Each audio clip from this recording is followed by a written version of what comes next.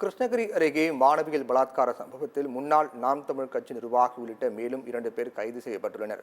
கிருஷ்ணகிரி மாவட்டம் கந்திக்குப்பம் கிராமத்தில் உள்ள பள்ளி ஒன்றில் நடைபெற்ற போலி என்சிசி முகாமில் என்சிசி பயிற்சியாளர் சிவராமன் என்பவரால் 12 வயதுடைய மாணவி பாலியல் பலாத்காரத்துக்கு உள்ளாக்கப்பட்டார்.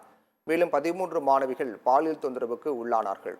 இந்த சம்பவம் தொடர்பாக சிவராமன் மற்றும் சம்பவத்தை மறைத்த பள்ளி தாளாளர், முதல்வர் உள்ளிட்ட மொத்தம் 11 பேர் பர்கூர் அனைத்து மகளிர் போலீசாரால் கைது செய்யப்பட்டனர். இதற்கிடையே கைது நடவடிக்கைக்கு முன்பாக விஷம் குடித்து தற்கொலைக்கு முயன்ற சிவராமன் சேலம் அரசு மருத்துவமனையில் சேர்க்கப்பட்டு சிகிச்சை பலனின்றி கடந்த 23ஆம் தேதி உயிரிழந்தார். இந்த வழக்கில் இதுவரை 14 பேர் கைது செய்யப்பட்டிருக்கும் நிலையில் மேலும் 2 பேர் கைது செய்யப்பட்டுள்ளனர். அரசு பள்ளி என்சிசி மாஸ்டர் கோபு என்பவரும் முன்னாள் நாம் தமிழ் கட்சி நிர்வாகியான கருணாகரன் என்பவரும் கைது செய்யப்பட்டுள்ளனர்.